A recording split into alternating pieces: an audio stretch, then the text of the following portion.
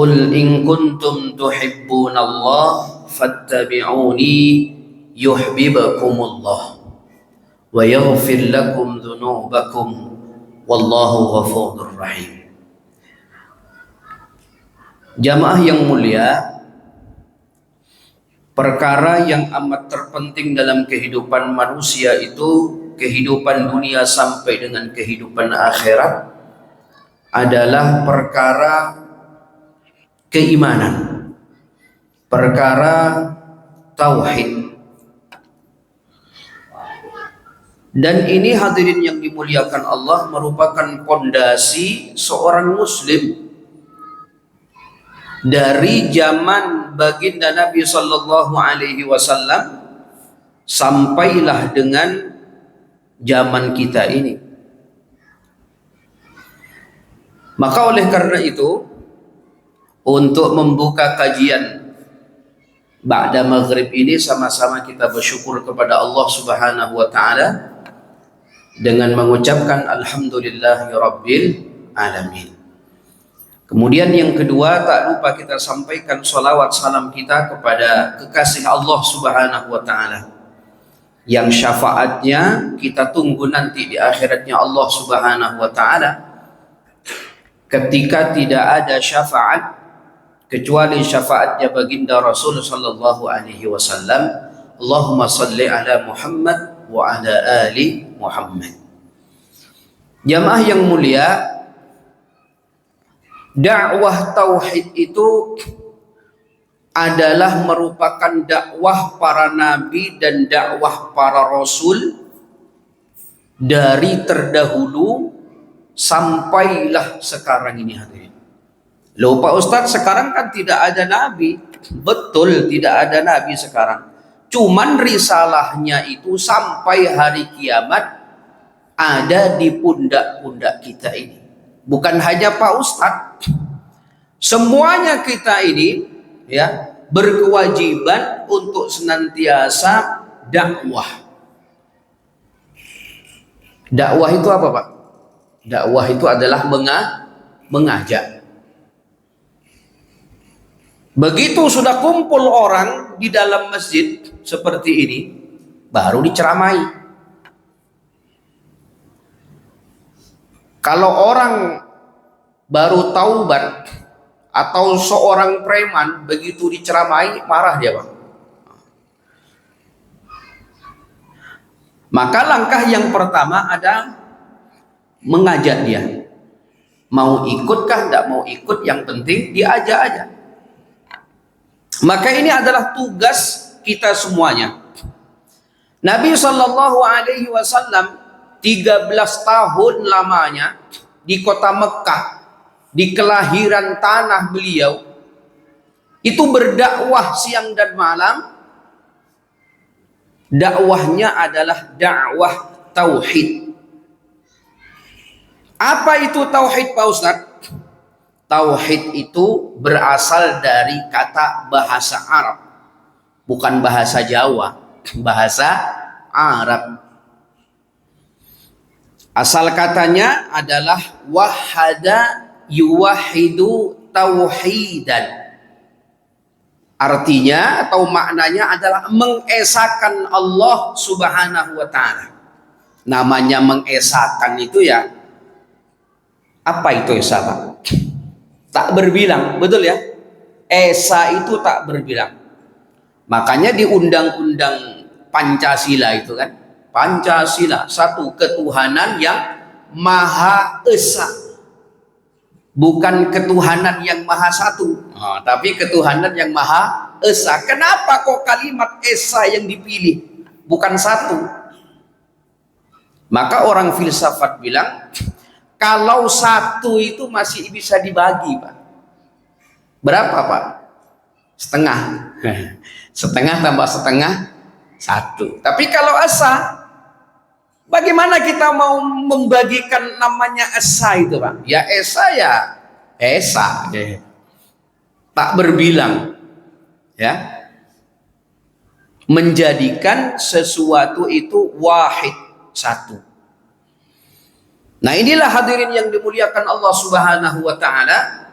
dakwahnya orang-orang nabi-nabi terdahulu dia ini mengesahkan Allah Subhanahu wa taala. Kemudian yang kedua jamaah yang dimuliakan Allah, setelah tauhid ini tertanam di dalam hati kita, maka iman itu mulai muncul. Jadi tauhid itu adalah mengesahkan Allah Subhanahu wa taala. Ibaratnya begini, Pak. Tauhid itu adalah akar, sedangkan iman itu adalah pohonnya, Pak. Makanya Nabi Shallallahu Alaihi Wasallam 13 tahun di kota Mekah plus 10 tahun di kota Madinah, dakwahnya ya hanya mengajak orang untuk mengesahkan Allah Subhanahu wa taala. Ketemu orang, apa yang didakwakan Nabi? Mengesahkan Allah. Bagaimana lafaz mengesahkan Allah Subhanahu wa taala dakwahnya? La ilaha illallah. Itu saja dakwahnya Nabi. Karena memang orang-orang terdahulu itu, ya, orang-orang jahiliyah itu bukan orang-orang yang bodoh, orang-orang yang pintar-pintar, Pak. Tapi jahil di dalam tauhid. Jahil di dalam keimanan kepada Allah Subhanahu wa taala. Maka diutuslah nabi, diutuslah rasul untuk berdakwah kepada mereka, untuk membenarkan akidah mereka ini, supaya akidahnya itu lurus sesuai dengan apa? Petunjuk nabi, petunjuk rasul. Nabi dan rasul ini mendapat wahyu dari siapa? Dari Allah Subhanahu wa taala. Allah punya pesuruh yang untuk menyampaikan wahyu kepada baginda Nabi Sallallahu Alaihi Wasallam. Siapa itu? Namanya malaikat Jibril. Dan malaikat Jibril ini adalah gurunya baginda Nabi Sallallahu Alaihi Wasallam. Jadi kalau Nabi, Pak, Nabi itu kan manusia juga, Pak. Ada ketika berdakwah ditolak manusia, ditolak umat. Jangankan umat, keluarga sendiri saja jamaah yang dimuliakan Allah menolak dakwahnya Nabi Sallallahu Alaihi Wasallam. Apa itu? Tidak menerima kalimat yang satu itu, kalimat tauhid tadi, la ilaha illallah. Tidak terima, Pak. Bahkan Abu Jahal, Abu Lahab, Abu Sofyan sebelum masuk Islam itu memusuhi Nabi SAW. Bukan fisiknya, bukan. Yang dimusuhi Nabi, yang dimusuhi oleh orang-orang seperti Abu Lahab dan seterusnya itu, Abu Jahal adalah apanya? Tauhid. Tadi itu enggak terima, enggak mau dia. Nah, jamaah yang dimuliakan Allah Subhanahu wa taala. Jadi pertama tadi apa? Tauhid. Tauhid adalah mengesahkan Allah, tidak menduakan Allah Subhanahu wa ta'ala. Kemudian tumbuh iman. Iman itu apa, Pak Ustadz? Iman itu adalah meyakini, atau kata mudahnya itu adalah yakin, gitu saja, Pak. Ya, yakin. Yakin di mana, Pak Ustadz? Yakin itu di dalam hati.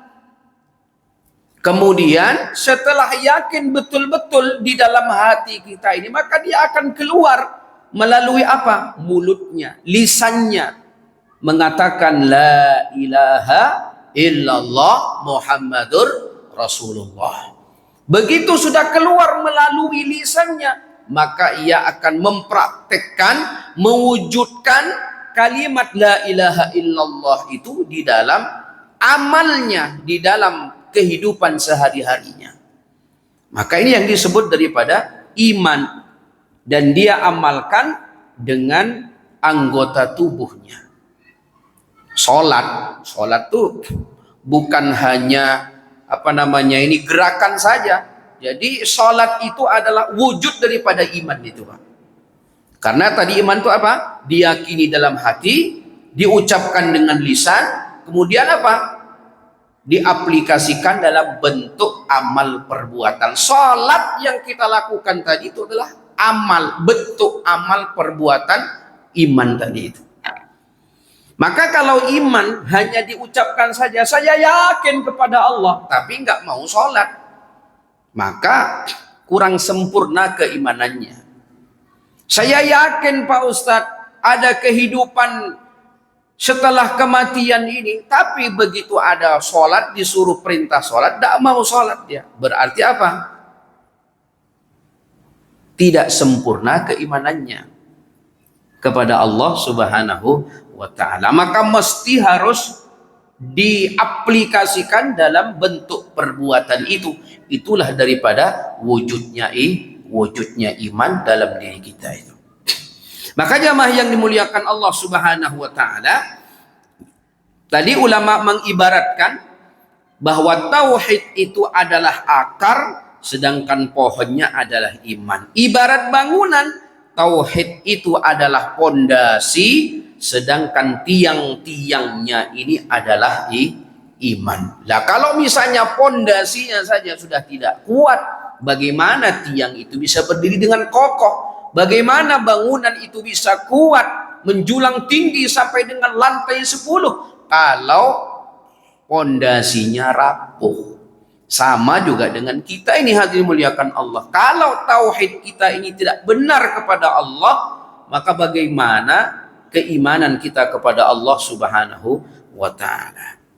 Nah, jamaah yang dimuliakan Allah Subhanahu wa ta'ala, padahal di dalam Al-Quran seluruh kita ini, manusia ini, tujuan kita ini adalah apa? Yakni melaksanakan perintah Allah Subhanahu wa ta'ala. Wa ma khalaqatul jinna wal insa illa liya'budun. Tidak kuciptakan, kata Allah, jin dan manusia itu melainkan agar mereka itu hanya beribadah, menyembah kepada Allah Subhanahu wa ta'ala.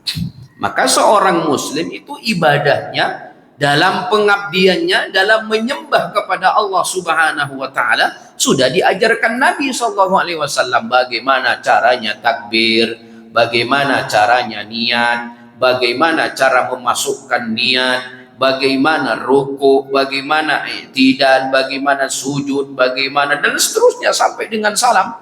Dicontohkan Nabi SAW. Pak Ustadz, Nabi kan sudah tidak ada. Kita belajar daripada ulama-ulama. Karena ulama ini adalah apa? Warathatul anbiya, pewaris Nabi SAW. Loh Pak Ustadz, sekarang kan banyak perbedaan Pak Ustadz. Mana yang mesti harus kita amalkan Pak Ustadz?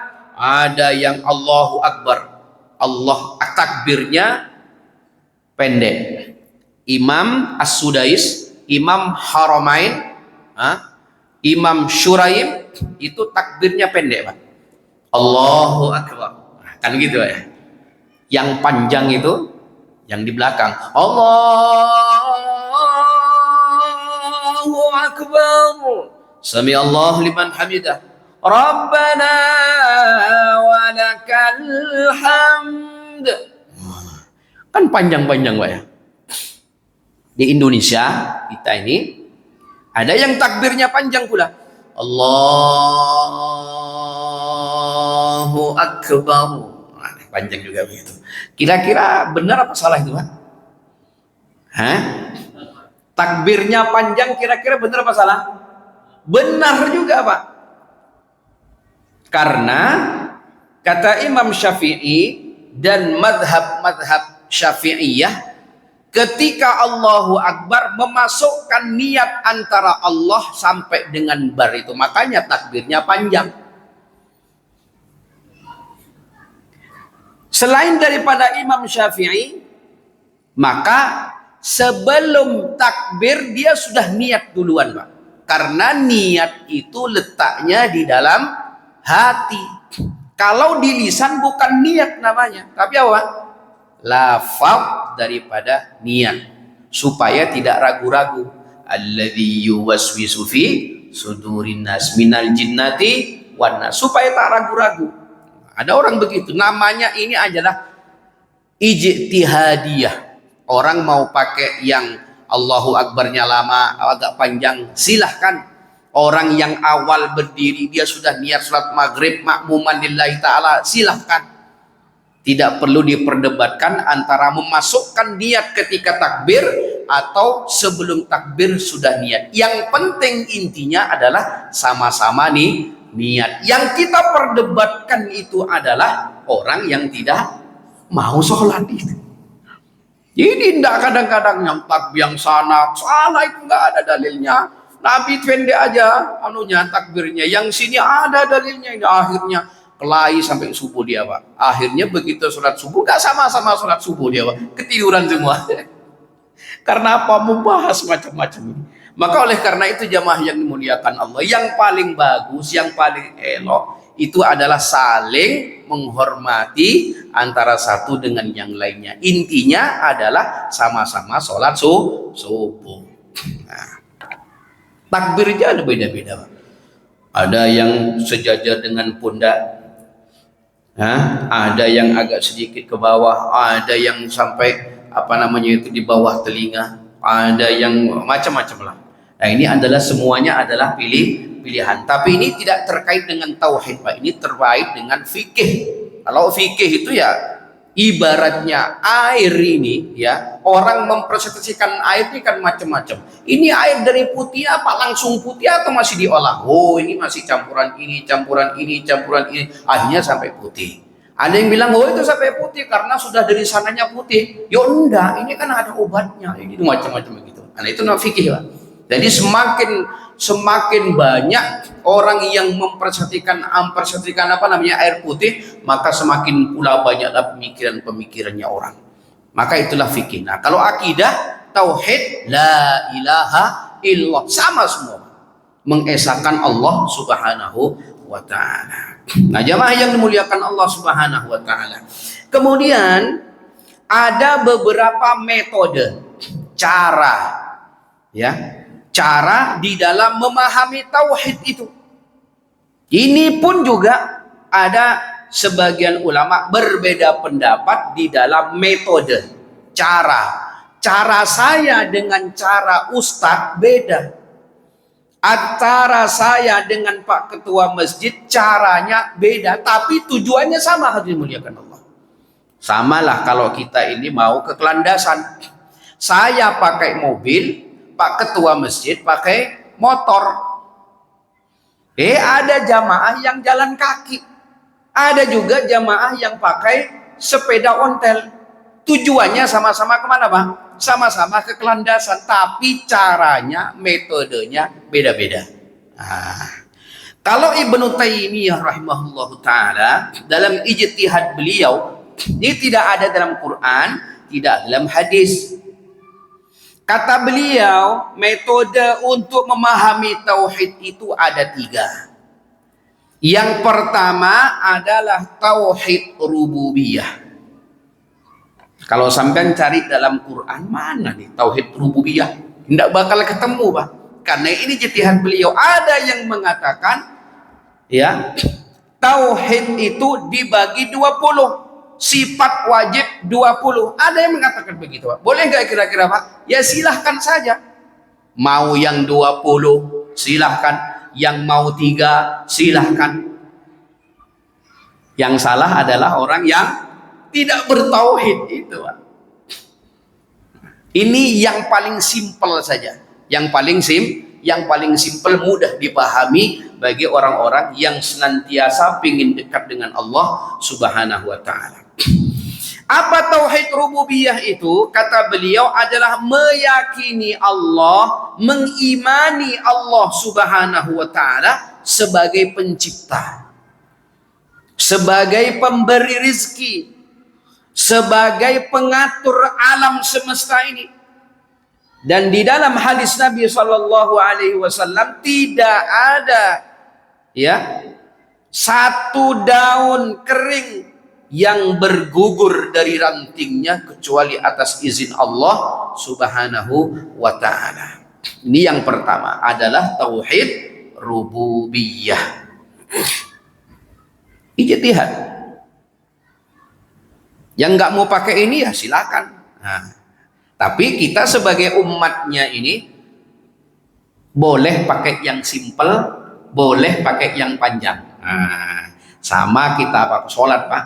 Sampean pilih yang mana Pak? Qul huwallahu ahad, Allahumma samad, atau apa itu baca Imam amma yatasalun. Amma yatasalun alinam sampai lama Pak. Yang satunya Imam qul huwallahu ahad, Allahus samad, lam yalid wa lam yulad wa lam yakul lahu kufuwan ahad, Allahu akbar. Yang satu udah selesai, satunya masih innalil muttaqina mafaza. Kira-kira Pak, sampean seneng yang mana Pak? Yang pendek apa yang panjang Pak? Oh ini pastinya qul huwallahu ahad nih katanya. Pas betul nih katanya. Qul huwallahu ahad banyak yang dipilih qul huwallahu ahad Pak. Oh, cocok ini Pak Ustadz nih, cocok ini. Besok lagi surimam lagi dia. Kebetulan besok saya itu ada undangan. Ah, cocok kalau Allah hati. Ada sedikit cerita Pak Haji muliakan Allah. Ada seorang sahabat, sholatnya pakai qul huwallahu ahad terus Pak. Ada dalilnya dia Pak. Satu saat ada seorang sahabat, ini sholatnya ini baca qul huwallahu ahad terus Pak. Al-Ikhlas, ayat yang pertama. Di rakaat yang pertama dia baca apa? Al-Ikhlas. Rakaat yang kedua Al-Ikhlas. Besok lagi Al-Ikhlas. Besok lagi Al-Ikhlas. Pokoknya Al-Ikhlas terus Pak. Akhirnya kedengaran sama sahabat yang lain ini. Dilaporkan kepada Rasul. Ya Rasulullah. Ya. Sahabat kita itu si Fulan bin Fulan itu. Itu bacanya qul huwallahu ahad terus. Aku heran, nggak ada hafalan ayat yang lain kakak, cuman qul huwallahu ahad terus.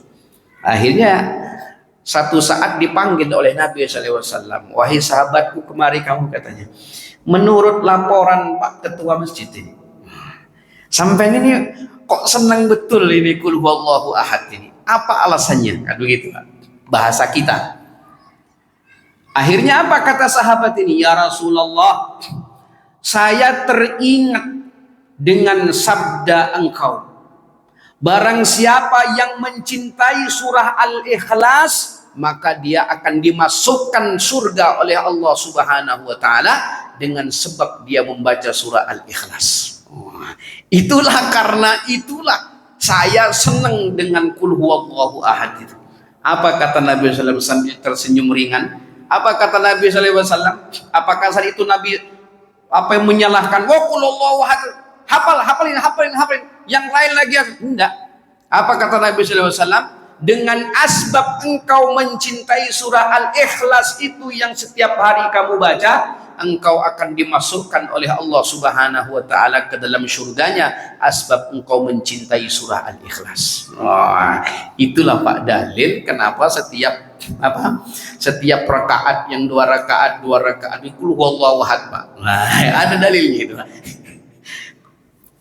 Dan qul huwallahu, jangan tiba-tiba saya ini aja Pak Ustaz, tidak mau yang lain lagi. Saya sudah tahu dalilnya, besok qul huwallahu ahad, qul huwallahu ahad, Allahu akbar. Rakaat kedua kata malaikat ini qul huwallahu ahad lain, qul huwallahu. Jadi jangan dijadikan dalil kita nggak mau hafal-hafal ayat yang lain. Salah juga. Karena yang paling mulia itu ya, ada satu sahabat kata Nabi SAW, ya Rasul, siapakah orang yang terbaik di antara kami ini? Orang yang terbaik di antara kamu adalah orang yang paling banyak hafalannya. Wah itu Pak. Bukan berarti kita itu nggak mau menghafal ayat-ayat yang lain, tetap menghafal ayat-ayat yang lain. Tapi memang qul huwallahu ahad ini dijadikan ya paling tidak surat sunnah lah Pak. Surat sunnah. Kalau misalnya pas lagi mau buru-buru itu inna a'toina, kedua yang Al-Ikhlas itu cocok gitu Pak. Tapi kalau misalnya apa itu agak luang-luang waktu sholat tahajud, nah itu agak lama-lama. Kayak surah yang dibaca Pak Ustadz tadi ya, agak lama dikit ya. Begitu. Paling bagus hafalannya paling banyak itu Pak. Nah, itu yang pertama hadirin. Kita kembali lagi. Tauhid rububiyah. Meyakini Allah Subhanahu wa taala adalah pencipta, pemberi rizki, pengatur alam semesta ini. Kemudian yang kedua kata beliau adalah tauhid uluhiyah. mengikhlaskan semua ibadah kita ini hanya kepada Allah Subhanahu wa ta'ala. Kita menyembah Allah ikhlas, kita beramal ikhlas, kita berdoa ikhlas.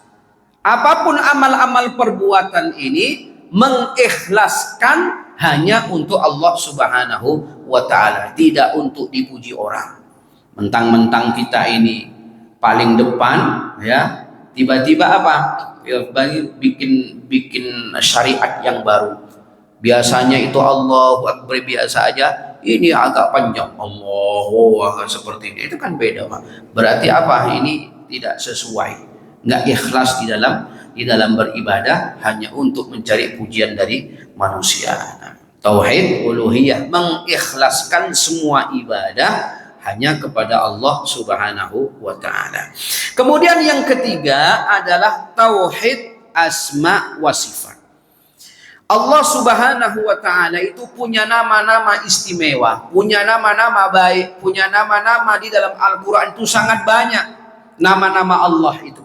Maka ketika kita berdoa kepada Allah Subhanahu wa ta'ala, disunnahkan untuk apa? Membaca asma-asma Allah Subhanahu wa ta'ala. Ya Fattah, Ya Razak, Ya Wahhab, Ya Ghani, Ya Mughni, Al-Malik, Al-Quddus, As-Salam, Al-Mu'min, Al-Muhaimin, Al-Aziz, Al-Jabbar, Mutakabbir, Al-Khaliq, Al-Bari, Al-Musawwir, dan seterusnya. Ini adalah nama-nama Allah Subhanahu wa ta'ala yang wajib kita imani. Nah, jamaah yang dimuliakan Allah Subhanahu wa ta'ala, tauhid itu menguatkan iman kita kepada Allah Subhanahu wa ta'ala.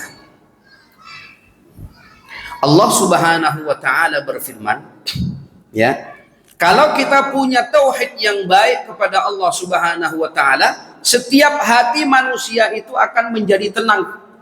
Karena apa? Karena dia hanya mengingat Allah Subhanahu wa ta'ala di dalam beribadah. Allah Subhanahu wa ta'ala berfirman, ya, ala bidzikrillah tatma'innul qulub alladzina amanu wa tatma'innu qulubuhum bidzikrillah ala bidzikrillah tatma'innul qulub. Jadi tauhid itu, ya, membuat hati seorang muslim itu menjadi tenang. Dengan apa mereka tenang hatinya itu? Adalah bizikrillah, dengan mengingat Allah Subhanahu wa ta'ala. Karena ditegaskan di dalam ayat selanjutnya, sambungan ayatnya, ala bizikrillahi tatmainnul qulub. Hanya dengan mengingat Allah Subhanahu wa ta'ala, hati kita ini akan menjadi tentram dan tenang. Bizikrillah itu, zikir mengingat Allah Subhanahu wa ta'ala itu bukan hanya satu, ya. Bisa ada orang itu, ya Allah, hati saya ini sedang gundah gulana, risau, sedang galau. Maka ada orang yang dengan galaunya hatinya itu dia tenang dengan membaca Al-Quran. Bizikrillah. Ada orang yang tenang hatinya dengan bersolawat kepada Nabi SAW. Hari Jumat disunnahkan memperbanyak solawat kepada Nabi SAW. Saya ini tak lancar, Pak Ustaz, tak lancar membaca Quran, susah membaca surah Al-Kahfi, banyak betul katanya. Akhirnya apalagi amalan yang paling ringan ku amalkan, Pak Ustaz, setiap hari Jumat. Datang terlebih dahulu ke masjid, kemudian apa? Sholat 2 rakaat, banyakin solawat kepada Nabi SAW. Kalau tak mampu membaca surah Al-Kahfi, jangan kita ini sudah terlambat datang, cepat pulang. Akhirnya apa? Ada juga orang yang duluan datang, jam 11:30 datang dia, Pak. Duduk di mana? Di tiang itu, Pak. Begitu duduk, tiduran dia, Pak. Begitu ketiduran, sampailah selesai khotib itu tetap tidur dia. Itu aja pokoknya dia. Begitu sudah orang Pulangan semua. Dia bilang, "Loh, Pak Imam, ini masjid apa ini?" katanya. "Ini belum selesai khotib, ini belum khotib sudah bubaran ini," katanya begitu. "Ini nggak bener nih Pak Imam," katanya begitu. Padahal dia tidur itu. Nah, jamaah yang dimuliakan Allah Subhanahu wa taala. Ini pernah kejadian. Loh, kenapa sampai kok tidur? "Saya ingin mendapatkan fadilah hari Jumat," katanya. Karena orang yang datang pertama kali ke masjid itu berada di saf yang pertama, dia bilang pahalanya itu sama seperti orang yang berkurban satu unta. Berkurban unta. Dapat saf yang kedua sama seperti orang yang berkorban seperti seekor kerbau. Yang ketiga seekor sapi. Yang keempat seekor domba, seekor kambing. Yang kelima seekor ayam. Yang selanjutnya sama seperti orang yang berkorban satu telur. Paling terakhir, nah itu sama seperti orang yang berkorban satu telur, telurnya cicak. Jadi saya pengen duluan. Akhirnya saking semangat dia ini, Pak. Tertidur sampai selesai daripada sholat Jumat. Akhirnya dia yang ngamuk tadi itu, "Pak, ini masjid apa nih?" katanya. Tak taunya dia tidur. Ini nggak boleh juga, hadirin muliakan Allah Subhanahu wa taala. Maka sunnah daripada hal Jumat itu ya datang yang ini bagi orang yang nggak lancar baca surah Al-Kahfi itu. Datang lebih awal, kemudian sholat 2 rakaat, banyakin sholawat saja, Pak. Sallallahu. Pak Ustaz, ada sholawat yang paling pendek? Ada, sholawat Jibril. Sallallahu ala Muhammad, sallallahu ala Muhammad, sallallahu ala Muhammad, sallallahu ala Muhammad, sallallahu ala Muhammad. Nah, begitu, Pak. Ada yang panjang, tapi yang paling yang paling mudah ya itu. Kita ini kan senang yang simpel-simpel saja kan. Amal yang simpel, berzikir yang simpel, apa semuanya yang simpel-simpel ini, Pak. Termasuk sholawat itu, sallallahu ala Muhammad, sallallahu ala Muhammad, sallallahu ala Muhammad. Allahumma sholli ala Muhammad wa ala ali Muhammad. Allahumma sholli ala Muhammad wa ala ali Muhammad. Silakan pilih yang mana, yang diajarkan Nabi sallallahu alaihi wasallam. Nah, membuat hati tenang. Orang yang tauhidnya benar, itu dia diberikan oleh Allah Subhanahu wa taala ketenangan di dalam hatinya. Tidak tidak mudah berputus asa daripada kehidupan dunia ini. Kemudian jamaah yang dimuliakan Allah Subhanahu wa taala, tauhid itu membuat kita menjadi semakin yakin kepada Allah, semakin berani, tidak takut kepada makhluk Allah Subhanahu wa taala. Contohnya siapa? Nabi Ibrahim alaihissalam. Teguh walaupun dibakar oleh kaumnya. Nabi Ibrahim alaihissalam punya ayah namanya Azar, pembuat patung. Yang patungnya itu disembah, Pak. Yang patungnya itu dimintai pertolongan. Yang katanya patungnya itu yang paling terbesar dan seterusnya itu. Akhirnya pada satu saat dihancurkan oleh Nabiullah Ibrahim. Saking marahnya ini pembuat patung, akhirnya Nabi Ibrahim dibakar. Tetapi dengan keyakinan kepada Allah Subhanahu wa taala, dengan tauhidnya tadi itu yang benar tadi itu, tauhidnya itu, Nabi Ibrahim alaihissalam tidak gentar, bahkan berani Nabiullah Ibrahim alaihissalam itu, katanya, bakar saja tidak takut. Aku punya Allah Subhanahu wa ta'ala. Akhirnya begitu dibakar, Allah Subhanahu wa ta'ala kemudian berfirman kepada si api. Api ini adalah makhluk Allah Subhanahu wa ta'ala. Apa kata Allah? Ya narukuni bardatan wa salaman ala Ibrahim. Wahai api, jadilah engkau dingin dan selamatkanlah Nabi Ibrahim alaihissalam. Tapi ini tidak bisa kita amalkan, Pak. Sampean kalau mengamalkan ini, saya jamin pasti kebakar. Tes lah, Pak, sekali-kali. Begitu lilin dibakar, sampean apa namanya ini panggang jari sampean ini, kemudian baca ayat ini, ya narukuni bardatan wasalaman, wah gitu. Akhirnya terbakar itu, Pak. Panas, Pak. Panas gitu. Karena itu tidak bisa dites itu, Pak. Tidak bisa di natural begitu, Pak. Ada apa itu? Ada tahapan-tahapan ceritanya itu, Pak. Seandailahnya mungkin ya kita atau Pak Ketua Masjid jadi Nabi Ibrahim dahulu, ya mungkin sama juga, walaupun dilemparkan ke dalam api dengan tauhid yang benar tadi itu, keyakinannya kepada Allah, iman yang benar kepada Allah Subhanahu wa taala, juga tidak akan terbakar. Itu dulu, beda dengan sekarang ini, Pak. Jamaah yang dimuliakan Allah Subhanahu wa taala, ini khusus untuk Nabi Ibrahim alaihissalam. Nah, tapi Pak Ustadz, ada saya ikut juga, Pak. Lihat di situ, Pak, orang yang apa namanya melewati kobaran api itu tidak terbakar, Pak. Pernah lihat, Pak? Pernah lihat saya. Ini saya bilang ngeri juga ini. Saya diajak sama teman saya itu, Pak. Ayo kita tes ini katanya. Oh, tes. Ya sampean dulu lah, saya bilang sampean dulu. Oh, ini bakar apa namanya ini arang itu, Pak, membara itu, Pak, lewat di atasnya, Pak. Masya Allah, dibilang Bismillahirrahmanirrahim, ya naruni kurni bardatan wasalaman katanya. Begitu lewat di situ, oh, melepuh kakinya, Pak. Melepuh kakinya. Nauzubillah. Jamaah yang dimuliakan Allah Subhanahu wa taala. Ada memang yang bisa seperti itu, Pak. Tapi jangan ditiru-tiru. Itu apa namanya ini istilahnya itu bisa dikerjain sama orang yang ahlinya itu, Pak. Kalau kita bukan ahlinya, jangan tiru-tiru, Pak. Terbakar betul itu, Pak. Terbakar betul.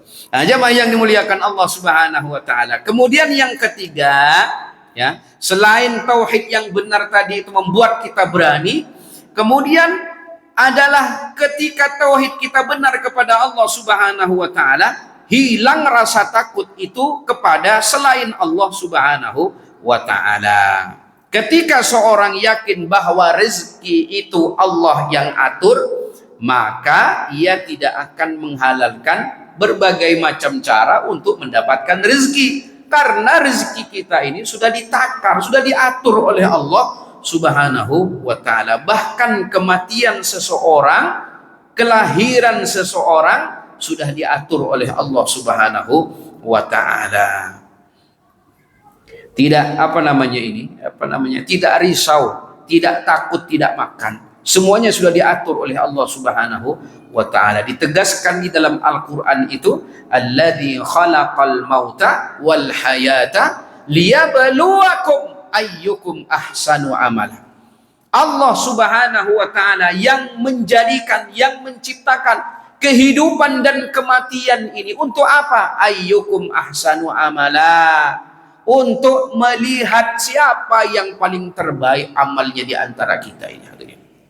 Maka oleh karena itu, orang yang tauhidnya benar kepada Allah Subhanahu wa ta'ala tidak takut kepada semua, tak takut tidak makan, ya, tidak takut kelaparan, semuanya Allah Subhanahu wa ta'ala yang atur sudah.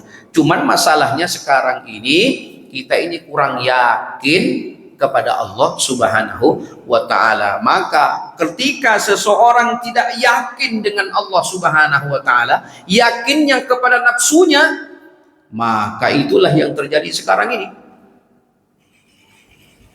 Pemerintah buka MBG, dikorupsi MBG.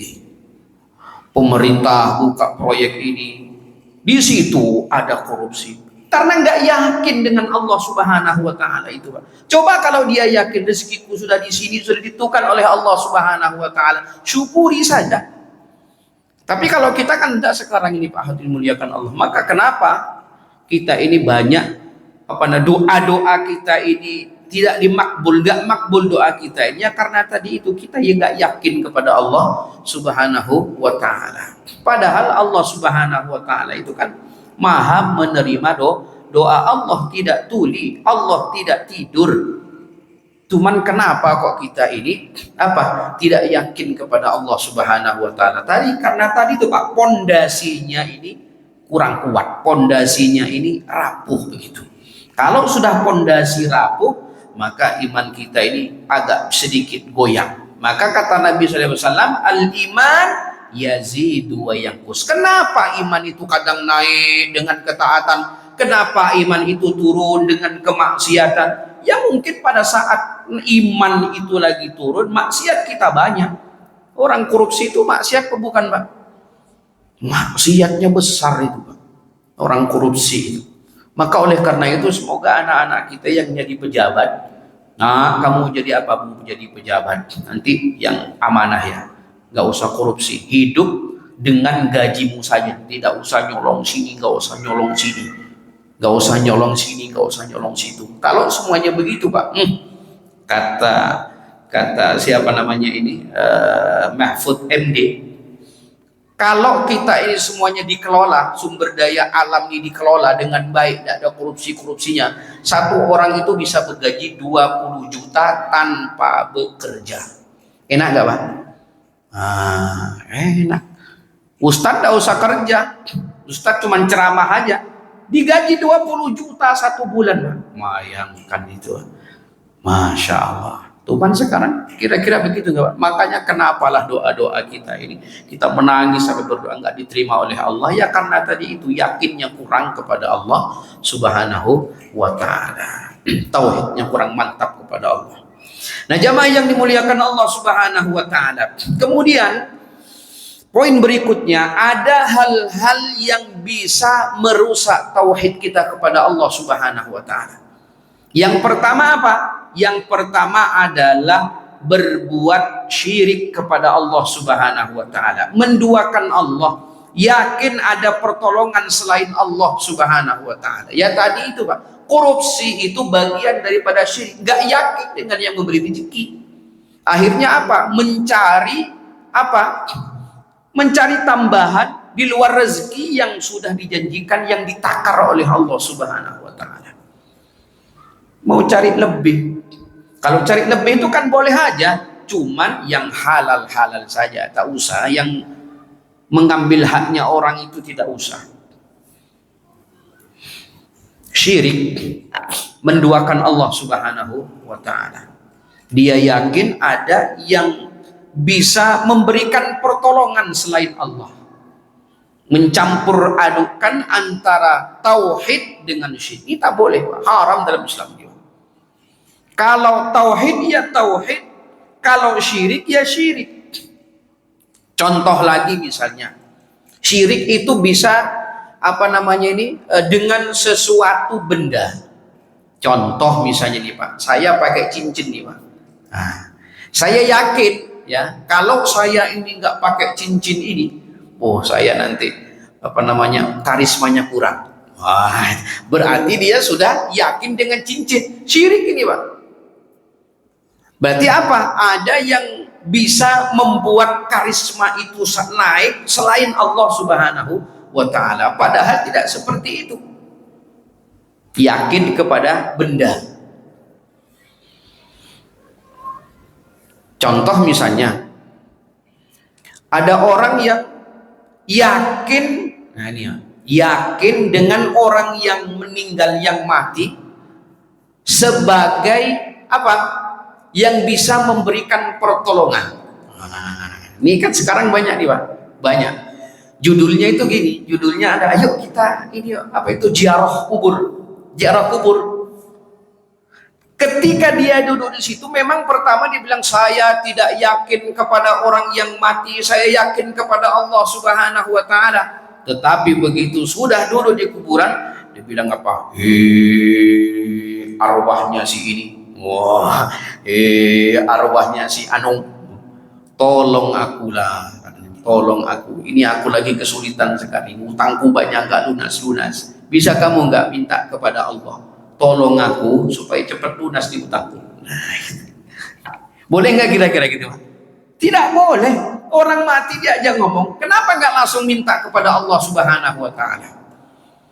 Tawasul boleh nggak, Pak Ustaz? Tawasul kepada orang-orang yang meninggal dunia, kepada ulama-ulama terdahulu sebagai perantara dia. Ada yang mengatakan tidak boleh, ada yang mengatakan boleh. Silahkan Bapak pilih yang mana. Kalau saya nggak berani, oh ini bid'ah Pak Ustaz, ini nggak boleh Pak Ustaz. Saya tidak apa namanya berkapasitas mengatakan seperti itu Pak. Kalau yang mau pakai ya Allah dengan karena ada dalilnya begini Pak. Di satu gua ada 3 pemuda yang dia terjebak di dalam gua itu Pak.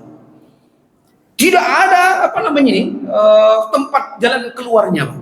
Akhirnya apa? Dia bilang saya pengen ya Allah dengan apa namanya ini saya pengen dengan amal perbuatanku yang baik itu. Dengan itulah aku bermohon kepadamu ya Allah, bukakan ini yang namanya apa namanya itu goa ini. Akhirnya dia apa? Dia cari, dia dorong. Begitu didorong terbuka itu. Maka oleh karena itu boleh nggak bertawassul seperti itu dengan amal soleh kita? Silahkan yang mau bertawassul dengan amal soleh. Misalnya nih, ya Allah dengan barokah daripada aku bersedekah nih. Kalau kita kasih makan orang tuh sedekah gak kira-kira Pak? Sedekah yang paling terbaik kasih orang makan. Ya Allah dengan aku barokah dengan aku bersedekah ini, ya Allah tolong lunaskan utangku. Boleh nggak kayak gitu Pak? Itu namanya bertawassul dengan amal soleh kita. Boleh, silakan saja. Tapi kita tidak boleh yakin dengan amal soleh kita yang menyelamatkan itu Pak. Karena yang menyelamatkan kita, yang melunaskan utang kita itu Allah, bukan amal soleh kita. Kita bertawassul dengan asbab, dengan sebab amal soleh itu Allah subhanahu wa ta'ala tolong saya lunaskan utang saya. Silahkan saja Pak. Mau langsung ya Allah lunaskan utangku, silahkan saja. Yang penting berdoa. Nah, jamaah yang dimuliakan Allah, yang tidak boleh itu adalah syirik, yakin kepada benda bahwa benda ini mengandung kekuatan. Kalau sampean yakin kepada pisau itu tajam lah Pak. Pisau tajam Pak. Sampean yakin dengan pisau itu yang bisa apa namanya ini bisa memotong jari, sampean yakin dengan benda itu, maka benda itu akan bisa memotong jari Pak. Sama seperti tadi kisah Nabi Ibrahim. Kita nggak yakin bahwa api itulah yang membakar Nabi Ibrahim alaihissalam. Akhirnya apa? Tidak terbakar. Tapi kalau sekarang tidak bisa ilmu seperti itu Pak. Kalau kita yakinnya setengah-setengah, habis kita. Sama lah pisau tadi itu. Pisau kalau diiriskan Pak, diiriskan. Saya mau tes memang keyakinanku nih. Kira-kira pisau ini bisa motong tanganku apa enggak ini? Aku nggak yakin ini. Tapi ya kita itu yakinnya itu setengah-setengah. Ini kayaknya pisaunya ini tembus tisu nih. Kalau tembus tisu ya pasti habis potong nih jariku nih kan. Tidak bisa seperti itu. Sunnatullahnya itu ketika pisau itu kita buat menyisit bisa memotong, nah itu adalah sunnatullahnya. Nah jamaah yang dimuliakan Allah subhanahu wa ta'ala, tidak boleh yakin kepada benda yang mendatangkan kekuatan. Kemudian yang kedua, hal-hal yang merusak tauhid itu adalah riya. Riya itu apa Pak? Riya itu pengen dipuji orang, pengen dianggap orang bahwa ini luar biasa nih orang ini katanya, menunjukkan amal solehnya kepada orang. Nah ini nggak boleh juga Pak. Tapi kadang-kadang salah juga pengertian orang.